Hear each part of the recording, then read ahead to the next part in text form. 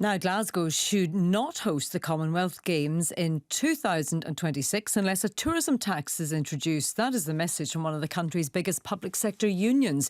GMB Scotland says the City Council should take advantage of the influx of visitors to improve, the city's services. Well, John Slaven is the union's Scottish Organiser and he joins us now. Afternoon to you. How are you, Hayley? I'm well, John, thank you. Why do you think this tax should be introduced and indeed used to sort of spruce up the city? Well, an average year, Glasgow will take 2.5 million visitors. Pre-COVID, we had 3.1 million visitors. The last Commonwealth Games, it was estimated 700,000 people visited the city, a beautiful city, Glasgow. But if we had this tax, and I have to say it's a terrible name, it's not a hotel tax, I would call it a cultural investment levy. If we had this levy, a very, very small charge that was ring-fenced could allow us to invest in our parks. We've seen an 80% reduction in our park workforce in the last 10 years. It could invest in our street cleaning. It could invest in our leisure and museum facilities that are staffed by GMB members.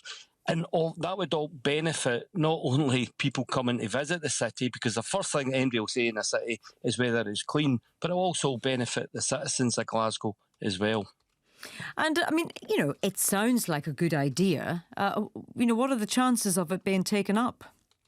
I think there's a very good chance, actually. I think there's a general consensus among the political parties, and I should say this isn't a partisan political issue. The legislation would have to be passed from the Scottish Parliament, and I think, there's a level of consensus. And then it would be up to the local authorities, and we've already talked to the council leaders about, indeed all parties, about the benefit that this could have. A charge of £78 a night, which frankly isn't getting you a glass of wine nowadays, could put £25 million into the city's budget for street cleaning, for leisure, for parks. That's 500 jobs, because it's the investment in jobs that means you can clean the bins, you can clean the streets, and you can invest in the parks. Parks are also massively important. So I feel with a political will, there's a very real chance that this could happen. Just one point, the GMB is certainly not saying the Commonwealth Games shouldn't come to Glasgow. What we're saying is if they come to Glasgow, we need to invest. Did you say £78 a night? £7 to £8 £7 to £8 a night. Okay, I was wondering there. Gosh, no, we're indeed. certainly not suggesting £78, no.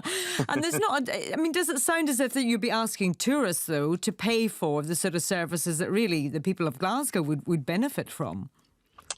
Well, firstly, this is a very common policy across Europe. There's nothing controversial about it. Barcelona has it. Amsterdam has it. And actually, it would benefit tourists as well, because, roads, streets, that's the first thing that people comment. I think it would have a mutual benefit. It would benefit people visiting the city at a very small cost, but it would also benefit the wider citizens of Glasgow. So, and it would also create jobs in working class communities.